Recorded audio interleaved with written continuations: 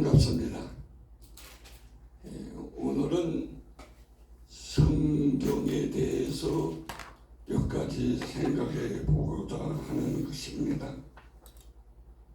성경은 하나님의 감동으로 된 것이다. 디모데후서 3장 16절 우리가 읽었지요. 모든 성경은 하나님의 감동으로 된 것으로, 하나님의 감동으로 된 것으로 책망과 바르게 함과 의로 교육하기에 유익하니 이는 하나님의 사람으로 온전하게 하며 모든 선한 능력을 갖추게 합니다고 기록되고 있습니다. 감동이라고 하는 말이 있는데, 감동을 우리나라에 번역되어 있는 성경 가운데 바른 성경이라고 하는 책에는 영감으로라고 번역되어 있습니다. 영감으로라고 번역된 것은 하나님이 숨을 불어넣으셨다라고 하는 의미가 되는 것입니다. 된 것으로라고 하는 말을 우리나라에 번역되어 있는 공동 번역에서는 이루어진 책으로라고 이렇게 번역해 놓고 있습니다. 결국 성경은 책인데 어떤 책인가? 이 성경이 어떤 책인가에 대해서 생각해 볼 때 성경은 1600년간 40명의 제자에 의해서 기록된 것입니다. 무슨 책이 1년 걸린다고 해도 참 오래 걸린다고 하는데 1000년이 넘었어요. 1600년. 그래도 저자도 40명이나 되고 있습니다. 디모데후서 3장 16절에 기록되어 있는 모든 성경이라고 할 때 이 성경은 그 당시의 기록으로 사용되고지던 파피루스라고 하는 풀, 말린 풀을 의미하는 것입니다. 사람들이 파피루스나 양피 이런 것에 기록한 것들을 모아서 지금은 우리들이 종이로 기록되어 있는 성경책을 읽고 있습니다. 큰 은혜입니다. 여러분, 이것이 파피루스로 되어 있는 성경을 읽는다고 하면 그 양이 어마어마하지 않겠어요? 양피로 기록된 것도 이것도 분량이 어마어마합니다. 특별히 성경에 몇 장, 몇 절이라고 구분되어 모든 사람들이 통일성을 가지고 성경을 볼 수 있게 되어졌는데 우리는 참 큰 은혜 가운데에서 성경을 보고 있다고 생각되어집니다. 397년 카르타고 종교회의에서 구약 39권과 신약 27권을 정경으로 인정하며 성경을 보게 되었습니다. 성경을 하나님의 약속, 그래서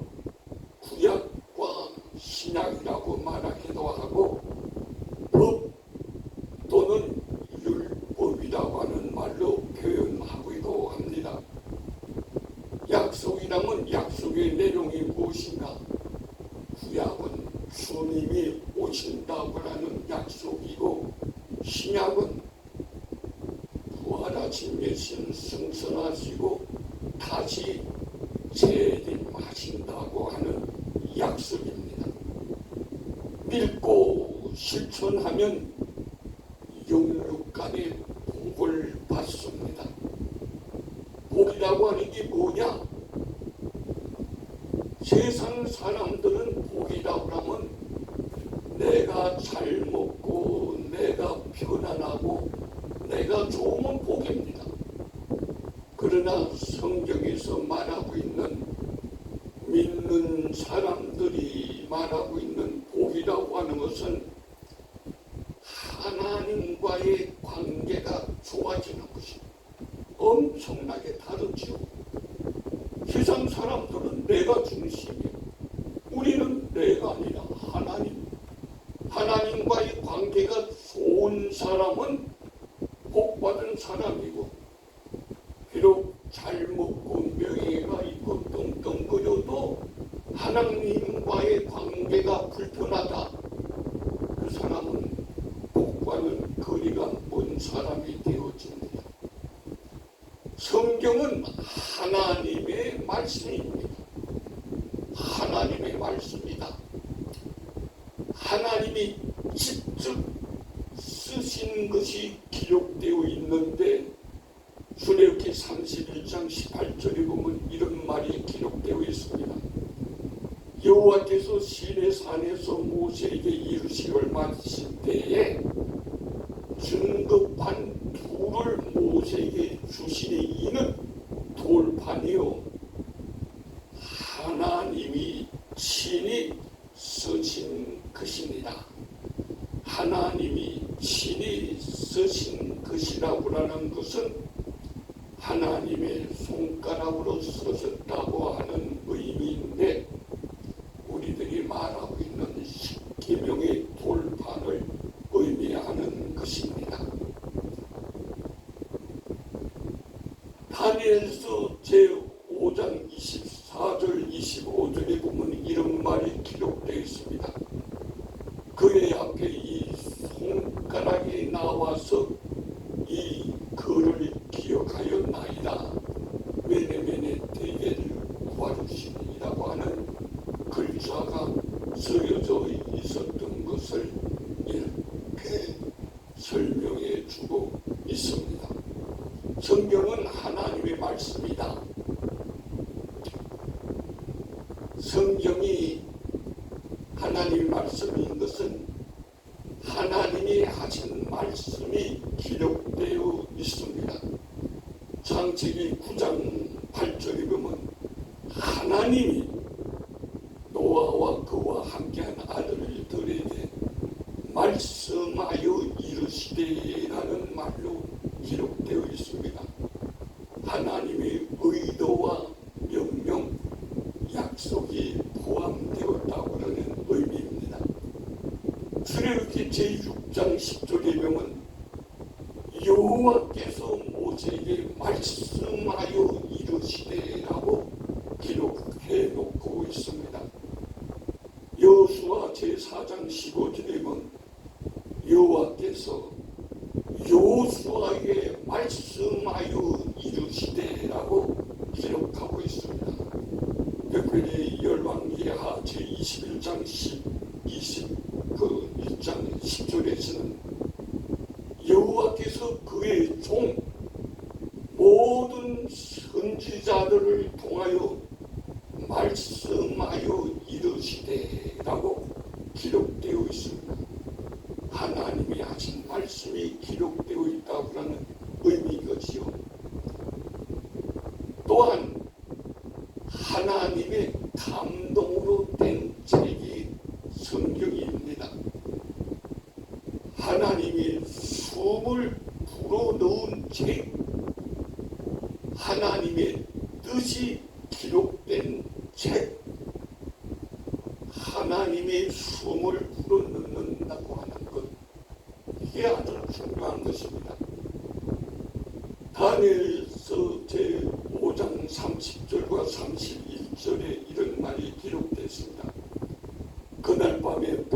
엘사살 왕이 죽임을 당하였고 메대 사람 다리오가 나라를 얻었는데 무슨 말입니까? 메네메네 대개 우발로시라는 말이 실현되어졌다고라는 의미인 것입니다. 한 성경은 사람의 그림, 이게 참 중요합니다. 성경은 하나님의 말씀이다. 그런데 또 성경은 사람의 글이다. 왜 사람이 글이냐? 성경에 보면은 성경에는 사람들의 생각에 기록된 사람의 글, 생각이 포함되어 있는 것입니다. 사람들이 그리기에 연구가 필요합니다. 그 당시 사람들의 사회와 문화와 환경을 이해하는 것이 필요합니다. 그래서 연구하는 것입니다. 누가복음 제1장 3절에 보면 이런 말이 기록되어 있습니다. 나도 데오빌로 각하에게 차례대로 써 보내는 것이 좋은 줄을 알았노라. 나도가 뭡니까? 누가의 생각이 작용되어졌다는 의미죠. 고린도전서 제7장 25절 26절에는 이런 말이 기록됐습니다. 내가 의견을 말하노니 내 생각에는 이것이 좋으니 곧 임박한 환난으로 말미암아 사람이 그냥 지나는 것이 좋으니 처녀와 과부에게 주는 바울의 생각이 기록되어 있다는 것을 알 수가 있습니다. 마태복음 26장 66절에는 생각이 어떠하며 대답하여 가로되 저는 사형에 해당하니라 라고 하는 말이 기록되는데 제사장들의 생각이 기록되어 있는 것입니다. 베드로후서 제1장 21절에는 이런 말이 기록되었습니다.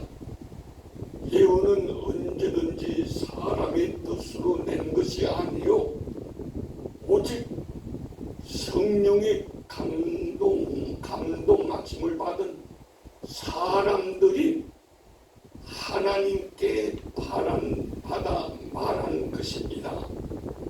사람이 말한 것이라 이겁니다.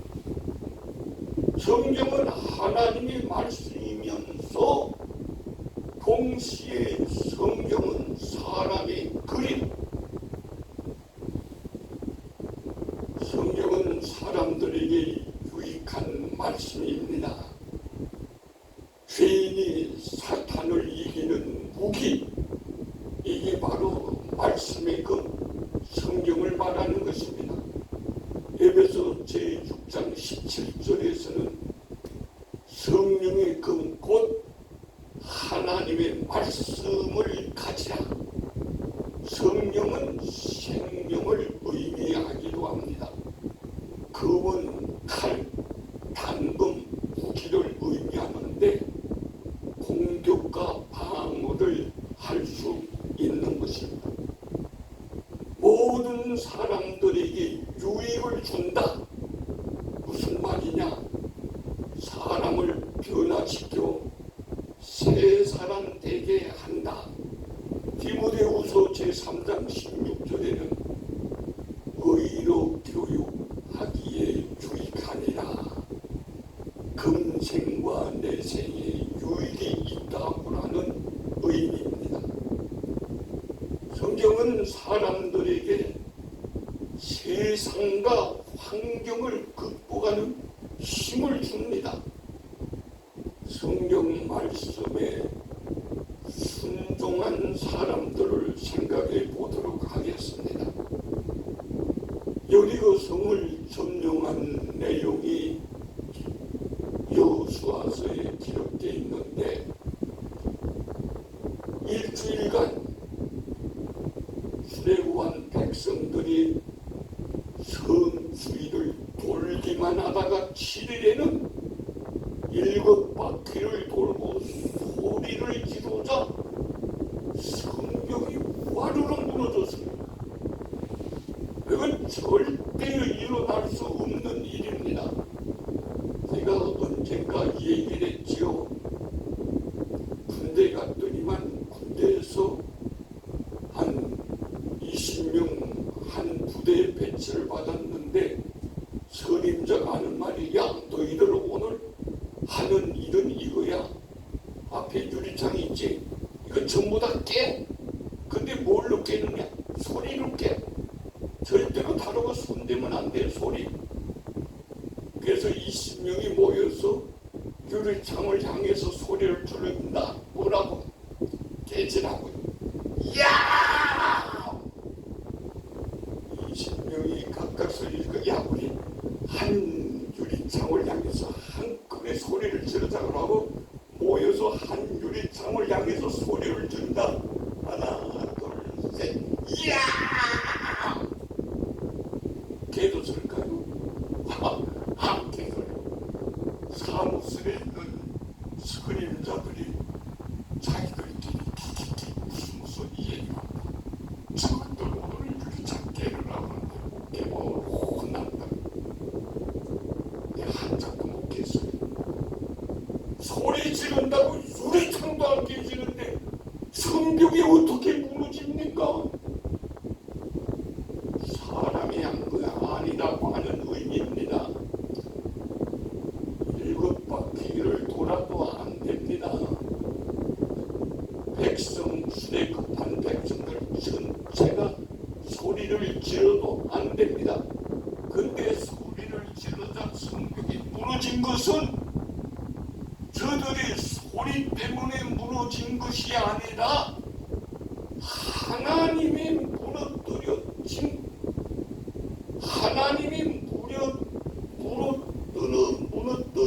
주신 것이고, 사람들은 저 하라는 대로 순종한 것뿐입니다. 성경에는 사람들이 해야 할 것들과 하지 말아야 될 것들이 기록되어 있습니다. 해야 할 것, 하지 말아야 될 것. 예를 들면 두려워하지 말라, 담대하라, 사랑하라, 섬기라. 이건 해야 할 것입니다. 하지 말아야 될 것은 미워하지 말라, 거짓말하지 말라, 속여 취하지 말라, 하지 말아야 될 것입니다. 하나님이 분명하게 우리들이 해야 할 것과 하지 말아야 될 것을 성경에 기록해 놓고 있는 것입니다. 요시야 왕이 받은 은혜를 생각해 보면 성경을 하나님의 말씀으로 받아 하나님과의 관계가 좋아진 사람이 바로 요시야 왕입니다. 말씀대로 살면은 하나님과의 관계가 아주 좋아집니다. 그러면 하나님이 도와주겠어요? 안 도와주겠어요? 당연히 도와주지요. 열왕기하 22장 10절 21절에 보면 이런 말이 기록되어 있습니다. 왕이 율법의 말씀을 듣자 곧 그의 옷을 찢습니다. 유다 왕 요시야가 성전 수리 중 발견한 율법책을 읽고 회개하는 모습을 이렇게 표현해 놓은 것입니다. 성경에 보면은 요시야 왕은 31년간 왕 위에 있었고 그동안 나라는 편안했습니다. 하나님이 은혜를 주신 것입니다. 하나님과의 관계가 좋아지기 때문에 나라가 편안해진 것입니다.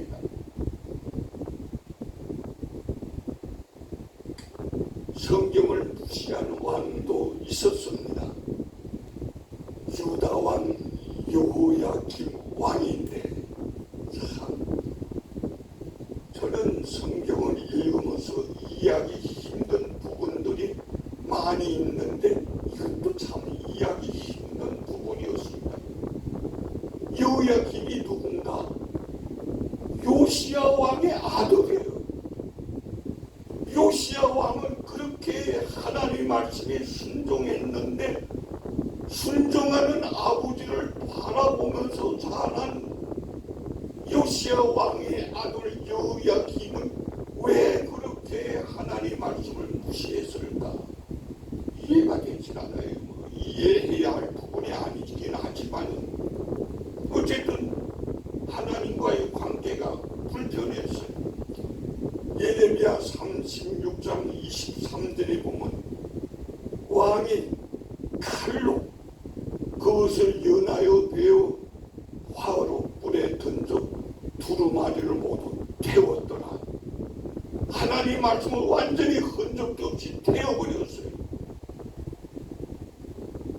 어떤 사람이 그 모습을 이렇게 표현해봤습니다. 조그만 과거로 싹싹 양피를 베어서 화로에 던져 넣는 모습이죠. 하나님과의 관계가 나빠졌습니다.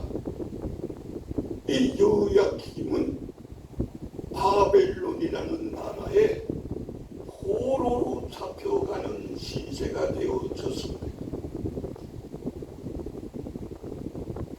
우리나라의 경우를 한번 생각해 보도록 하겠습니다. 1866년 9월 5일에 토마스 선교사가 대동강변에서 순교를 당합니다.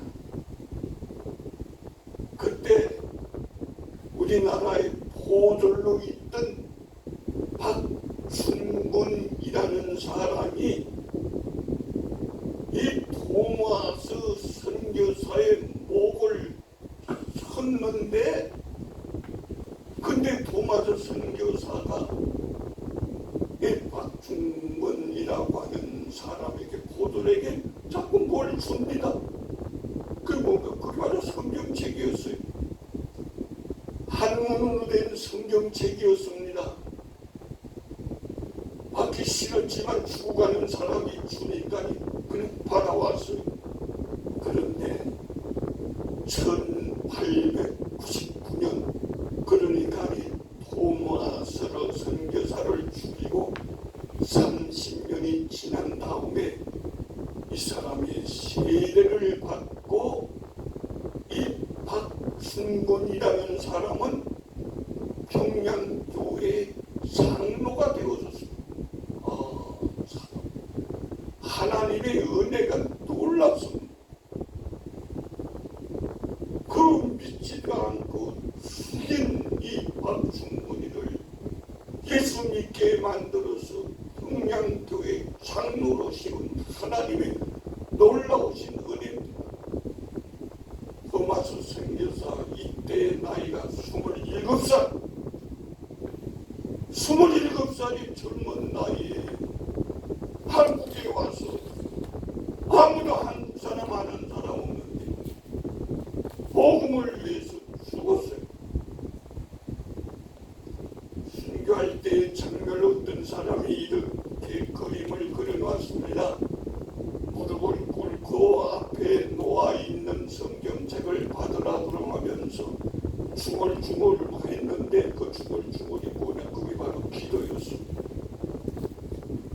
설명은 안 해놓고 있지만 아마 오른쪽에 칼을 들고 있는 사람이 박순근이 아니었을까 하고 저는 생각을 합니다.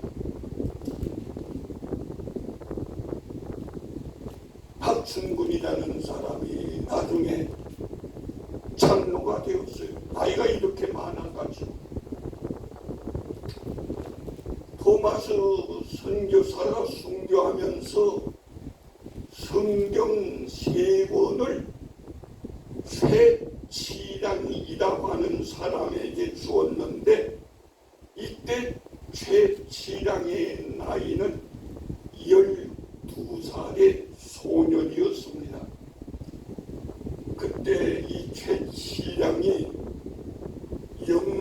수사 관직이죠. 영문을 지키고 있는 책임자라고 생각되어집니다. 박영식이라고 하는 사람에게 이 성경책을 줍니다. 그런데 이 박영식이라는 사람은 성경책을 받아가지고 그 종이가 좋으니까 그 성경책을 뜯어서 자기 집에 도배지로 사용했어요. 한문 성경인데. 그런데 도배지로 사용해서 발라놨는데 나중에 세월이 지난 후에 최치량이라는 사람이 돈을 벌어서 박영식의 집을 구입하여서 여관으로 사용하게 되었습니다. 그런데 선교사 마펫이라는 사람이 평양에 와서 최치량이 운영하고 있는 여관에 머물게 되었는데 이 선교사가 깜짝 놀란 거예요. 어떻게 이 성경이 여기 와 있는가. 후에 최치량은 마펫이라는 선교사에게 세례를 받고 박영식도 세례를 받아서 교인이 되어졌다고라는 우리나라 교회사의 역사에 기록되고 있는 것입니다. 누구한테서 성경 배운 것 아닙니다. 성경이 하나님의 말씀이기에 성령님께서 성경에 있는 사람들의 마음을 움직여서 예수를 믿게 만든 것이라고 이해하면 좋을 줄 압니다. 최치량이라는 사람에 대한 사진도 나와 있습니다. 포졸, 영문 주사, 상인도 성경을 읽는 사람들은 하나님의 은혜를 받는 사람이 되어진 것입니다. 평양교회입니다. 최치량이 구입한 여관이 넓은 집이니까 예배 처소로 사용되어집니다. 한국 최초의 교회가 되어졌는데 이름은 널다리골 교회가 되어진 것인데 이 널다리골 교회의 모양이 기역자 모양입니다. 널다리골 교회는 성장하여 산대제 교회로 되어졌고 더 크게 부흥하여 상대현 교회라고 이름을 바꾸게 되어졌습니다. 널다리골 교회의 모습입니다. 기억자로 되었지요. 우리나라는 남녀 7세 부동석이라고 하는 유교 사상이 있어서 남자들은 이쪽 문으로 여자들은 저쪽 문으로 들어가고 나오고 가운데는 목사님이 있어서 설교하는데 목사님은 남자 쪽 여자 쪽 다 볼 수 있지만 남자 성도는 여자 성도를 못 보고 여자 성도는 또 남자 성도를 못 보는 그런 우리나라의 시대였습니다. 1907년 평양 대부흥회가 바로 장대현 교회에서 열렸는데 이렇게 많은 사람들이 참석하게 되었습니다. 그때 모습을 뭐라고 설명해놨냐면 마치 건물의 지붕이 열리고 하늘로부터 하나님의 영이 거대한 산사태처럼 우리에게 쏟아지는 것 같았다. 호구에 산사태가 쏟아지는 것 마찬가지로 하나님의 영이 쏟아지는 것 같았다 라고 이렇게 표현해 놓고 있습니다. 군서들의 헌신도 있었습니다. 군사 말고 군서, 옛날에는 군서라고 근서는 성경 보급에 힘쓴 사람들인데 한 권의 성경보다 한 줌의 쌀이 더 필요하다. 먹고 살기 힘든 시대이기 때문에 한 줌의 쌀이 더 필요하다 말할 때 이 군소들은 사람이 떡으로만 살 것이 아니요 말씀으로 살아야 한다고 하면서 외치면서 성경을 보급을 해줍니다. 성경을 공짜로 주면 귀하게 여기지 않고 읽지도 않기 때문에